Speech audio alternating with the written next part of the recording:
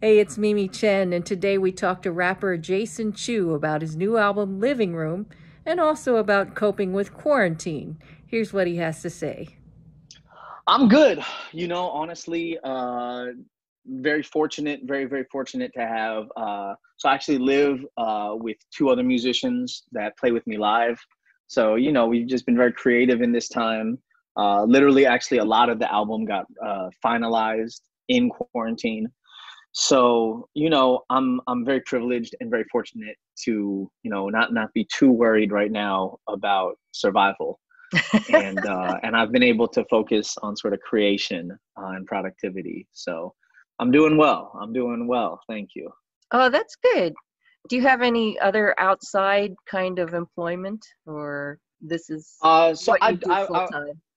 I do have a gig at a grad school Asian American center. I'm actually a program coordinator for an Asian American center, but music is my primary sort of full time occupation. So it was really tough in March because we had my team and I had a whole national tour, 9 city. So we had my group, a night market, had a 9 city tour plan. I had a bunch of stuff coming up because May is APA Heritage Month, all that. That all did not happen. Oh So no! yeah, it was Sad tough days. initially, but I was really fortunate. A lot of friends, a lot of supporters, fans chipped in and helped me, stay afloat.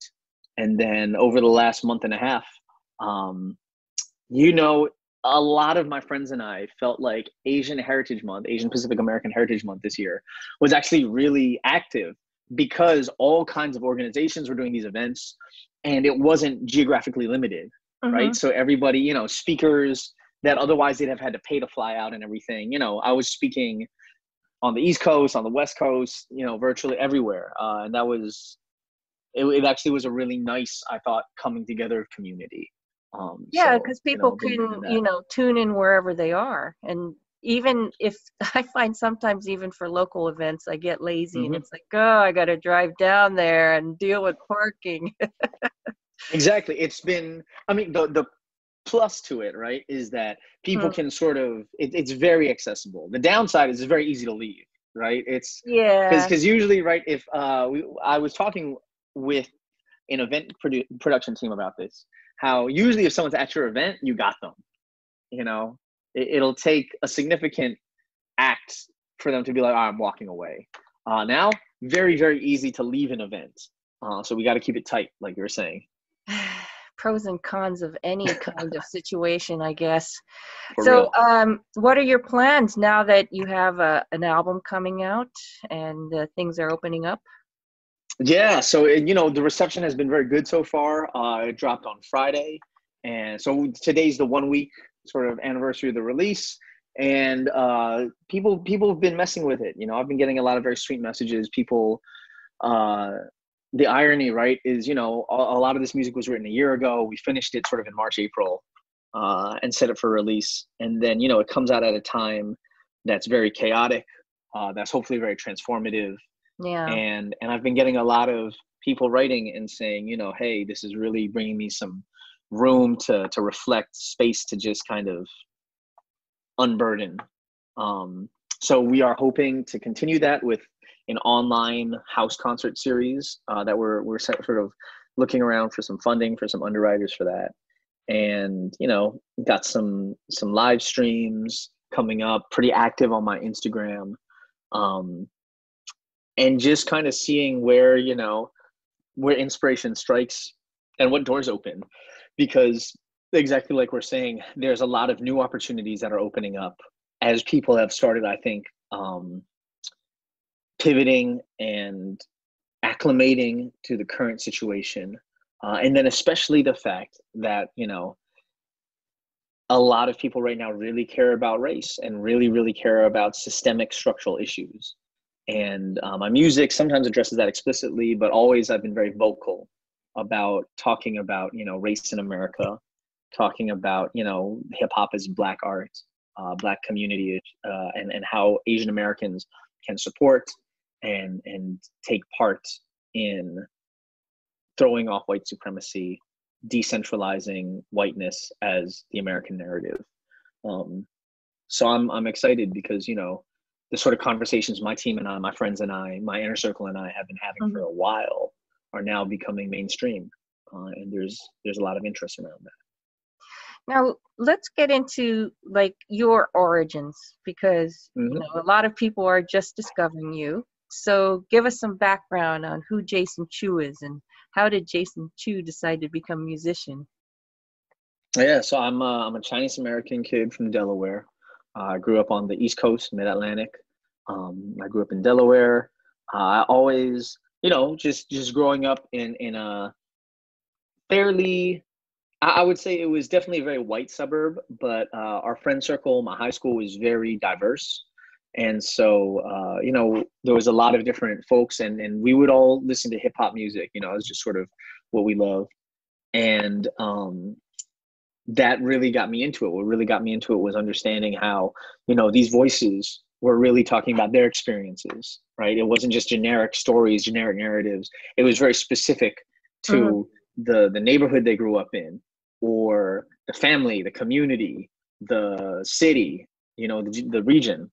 And so the more that I've grown as, not as an artist, as a human being, the more that I've drawn closer to those roots of hip hop being rooted in, the struggle of people of color in America, to have a distinctive voice. And that was what really made me fall in love with the genre and the culture of hip hop, is that, it is defiantly of its own. There's no, I think, in its truest forms, hip hop is never about pandering to somebody else's expectation of who you're supposed to be. And it's always about speaking your truth and speaking it loudly and saying it until others come to see the world through your eyes. So that's what really attracted me to it. And it's why I've been, very proud to be mentored and to be welcomed into hip hop culture in many ways. So is it hip hop, or I hear another term, trap? Yeah. So trap music is a subgenre, I would say, of hip hop music and culture. So trap it's specifically tied to Atlanta and to sort of down south production. It's connected to certain cultural aspects of you can say Black culture in the South, and specifically 808 drums and that whole musical styling. So my crew, Night Market, we're a trap crew. We're a Chinese American trap collective. My solo work, though, is more grounded in sort of jazz hop, which is an offshoot of more, you could say, more old school kind of like hip hop sounds, while of course trying to keep it relevant and fresh. It's interesting to me how things are starting to splinter off from just being that generic term of hip hop. So growing up, I see that you're very socially conscious. Did you ever encounter incidents of racism as you're wending your way through Delaware, and how did you make it out here to Los Angeles? Yeah, so definitely,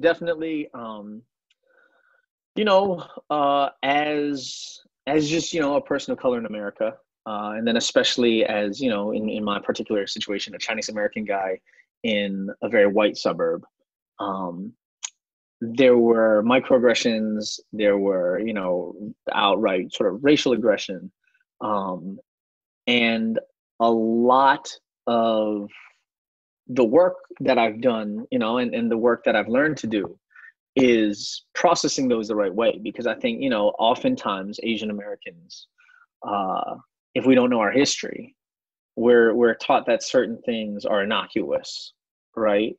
Certain jokes or certain accents or certain expectations and stereotypes, we're taught, I think there's this imagination that a lot of people still have, that racism requires active malice, which I've encountered here and there, but oftentimes it also manifests itself, right, as a very subversive, very well, okay, right. So the idea, right, of racial microaggressions, right, which is actually founded by, an Asian American scholar, Daryl Wing Su, Mm-hmm. right? And in his research, discovering that these even positive stereotypes, even quote unquote innocuous, non-malicious comments could still have deleterious effects on populations, right? So it really pushes against the idea of like, oh, racism is having hate in your heart, to racism is what hurts people, right? What hurts marginalized people. So definitely had my share of that. And it was only when I started getting into really community with other Asian Americans that I realized that, certain things were either just untrue, but still ascribed to us.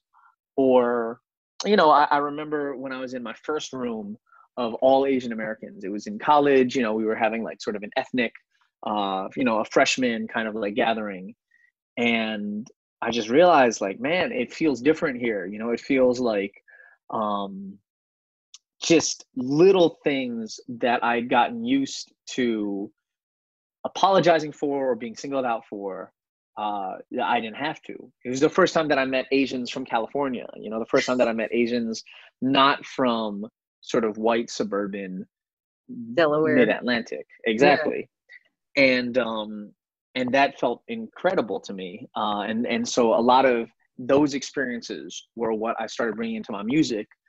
As I started talking more and more about justice, more and more about identity, I realized that, if I want to comment on what's going on out there, I've got to understand what's happened here. Mm-hmm. And by here, I don't just mean in my individual body. I mean in, the history of the bodies that have come before me that may or may not be related to me, but that when this society sees me, all of that whole 150-year history is, on my shoulders, whether or not I know it. Well, I think what's even more interesting about racism is that a lot of people, come to you and say, there is no racism. And especially for Asians, I think that's even more true. They insist that there's no such things as racism against Asian who in the spectrum of black, white, Asian, it could be in some circles Asians have it a little easier, but it's hard to say when they put little glass ceilings on Asians and say, no, there is no such thing. Yeah, so one of my academic mentors, he's really helped me to understand that race is not a spectrum, right? Race is not like A to B, and you're either more privileged or right. It's multidimensional, right? So there's ways that Asians are not, presumed to be dumb, for example, or we're not presumed to be violent, but we are presumed to be non-American. We're presumed to be outsiders, right? And so this multivariable dimensionality of race in America, understanding that it's not, privilege doesn't operate on one spectrum. Privilege is a multivariable issue. Really helps me to understand and break it down. And that's, and I think that that's how Asian Americans and Black Americans, we learn to work together, right? If it's just about this one spectrum of something, then what that does, I've realized, is it places white folks on this end and Black folks on the other end. And we'll never be either, right? We'll never be white enough to be privileged. We'll never be Black enough to be oppressed. And we're just completely in limbo, and we have no credibility to speak about either. But if we start thinking about racial experience as multivariable, right? We then that's when like we can start, I think, making strides towards understanding, and not equating, right? Not saying, oh, I get your experience because this happens to me and that's just like that, but saying, oh, I don't get your experience because our experience is very different. This is how our unique experience damages us. This is how your unique experience damages you and your communities. And then that's how we can, start empathizing and finding solidarity, I think. Yeah, everybody at some point has to realize that we all have our own issues. Even on many levels. On many levels, right? Yeah. So how did you go from Delaware to Los Angeles? Yeah, so I had some friends who were moving out to LA. They had a YouTube channel that was beginning to be very popular. And so I moved in out here with them because they said, if you've always wanted to do the rap thing, you enjoy doing it. If you really want to try doing this, now is the time, and LA is the time, right? So this was when the YouTube wave was just about to die off. So they were saying there's no better time to be a young Asian American creator.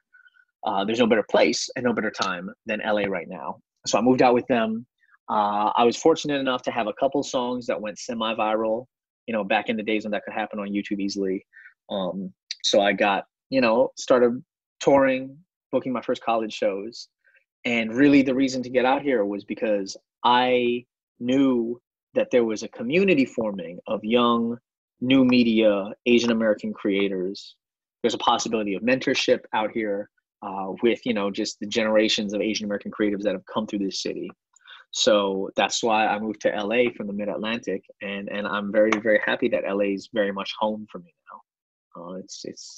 It feels good to fly back home, you know what I'm saying? Is there a difference between Delaware and LA? What do you see in terms of, the way people treat you? I will say Delaware's a lot nicer. People are very nice in Delaware. You know what I'm saying? People like wave to strangers and all that kind of thing. You really just don't get that in LA. You really nowhere have I really seen that happen. Delaware is very green. It's very humid. It's very lush. It's very, very.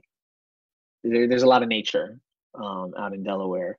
But I would say that LA is where you come to have your voice heard. LA is a place where you get heard and you connect with others who are being heard.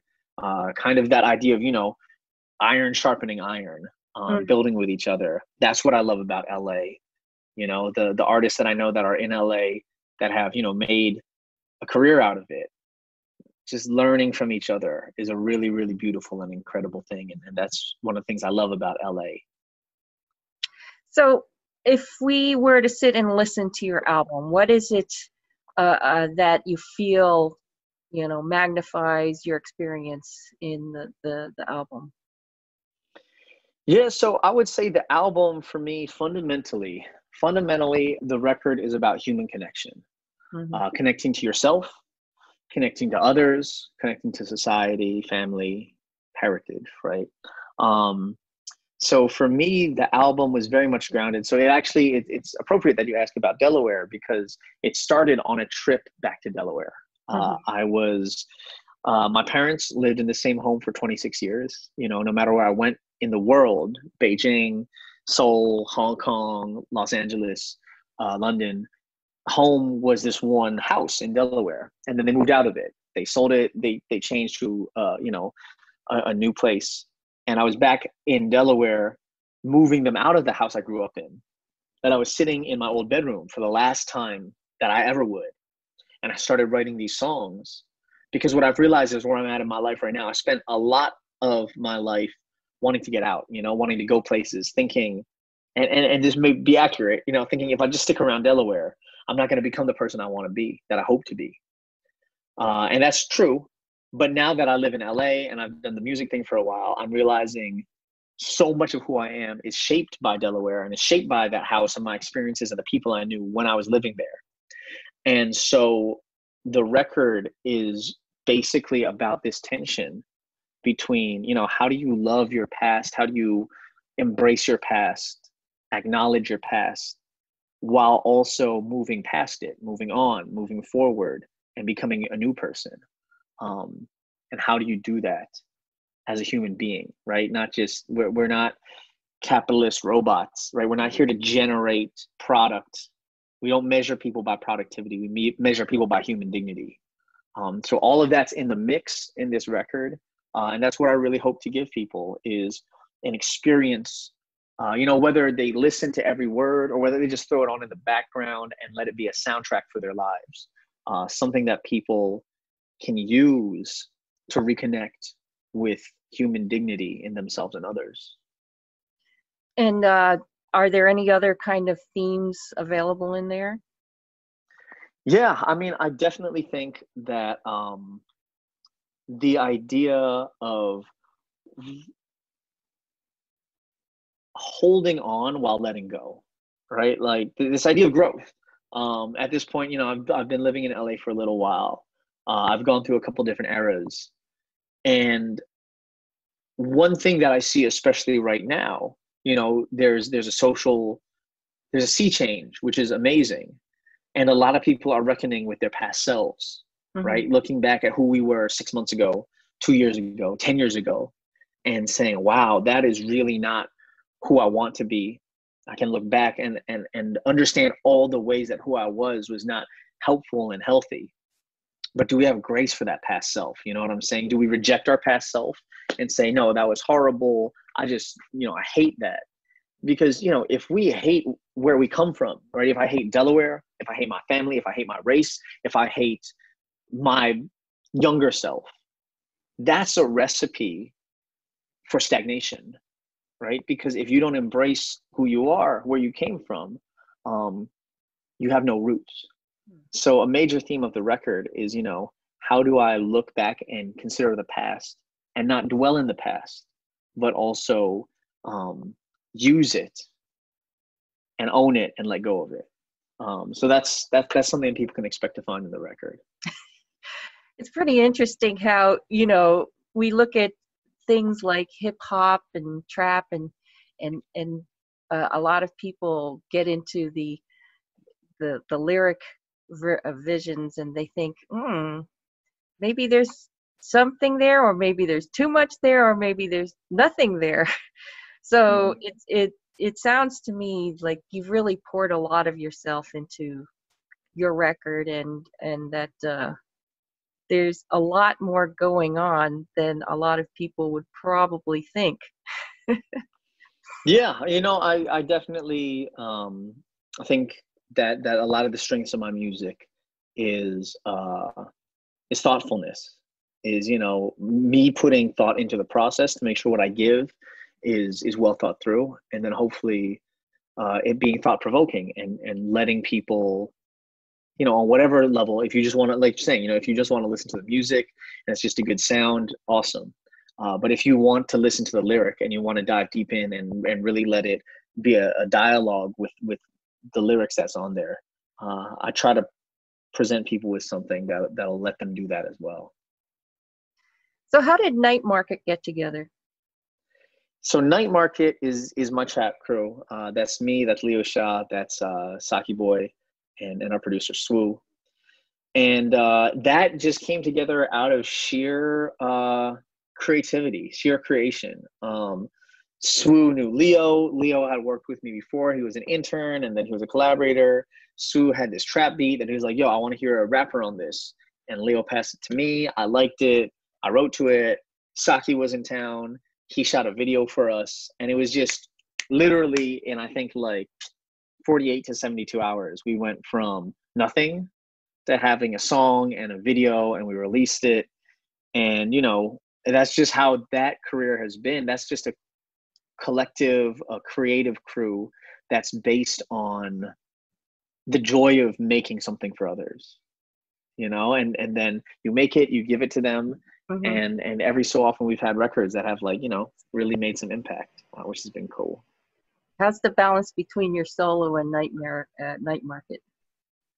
Yeah, I think the way I look at it is it's different tools for different needs. Jason Chu, very jazzy, very gentle, very very, very, very considered, self-aware. Night Market is pure kind of id, just letting it go. Night Market is all about just the feeling of evoking emotions and not even emotions, just feelings. But Jason Chu is a little more cerebral, a little more, if people want to have something that's very nutritious, that's what that is. And I enjoy both. Sometimes I'm really in the mood for a Night Market performance where we can just jump around on stage. Sometimes I want to be a little bit more of a storyteller or a speaker, and that's what my solo work is for.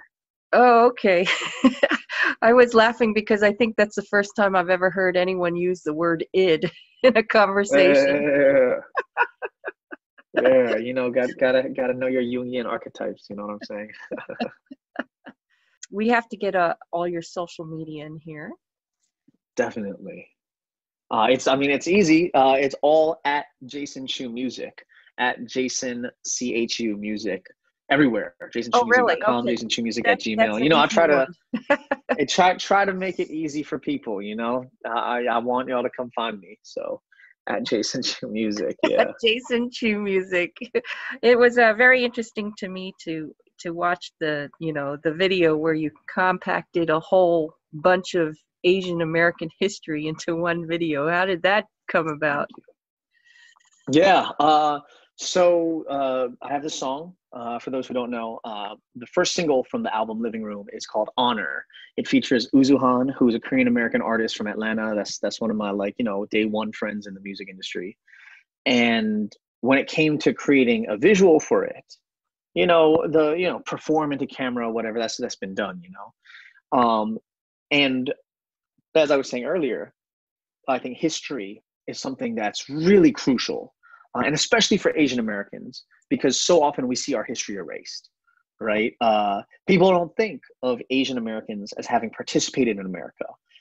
Usually, if you see images of Asian Americans through history, they're either arriving in this country or doing very stereotypical roles within this country, right?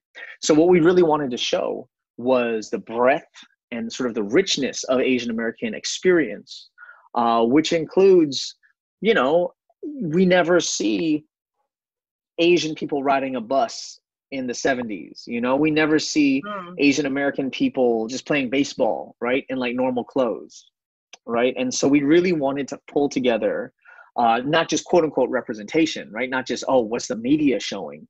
We wanted to really pull together experiences, everyday experiences. And so we consulted with some of my mentors, some of my Asian American mentors, and my friend Tinhua, who's a creative director and a media person out of New York. He and I pulled together this video based on what he heard when he heard the song, which was, I really want to show people just these images of Asian American bodies.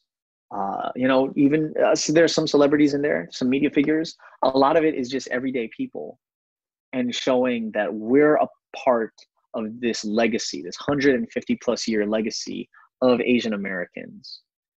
It's an honor to be part of that story and that community through history. Yeah, I'm very relieved because, I think people are starting to realize that Asians can actually speak English. Exactly. And that's the thing, right? Like if we're never allowed to just be American people, right? And it's starting a little bit. There's some pieces of it here and there, but we really need to push that message, I think. That, and Hollywood has to stop depicting us as nothing but accented people. Exactly, definitely. Yeah. Well, this has been great. Thanks, Jason. I know you've got a busy day ahead, so I'll let you go. But we are looking forward to more music from Jason Chu. Remember to go to Jason Chu Music, and let's see more music from somebody who is obviously very connected not only to the Asian American community, but very connected to the social injustice scene. I try. Peace. Thank you so much. Yeah.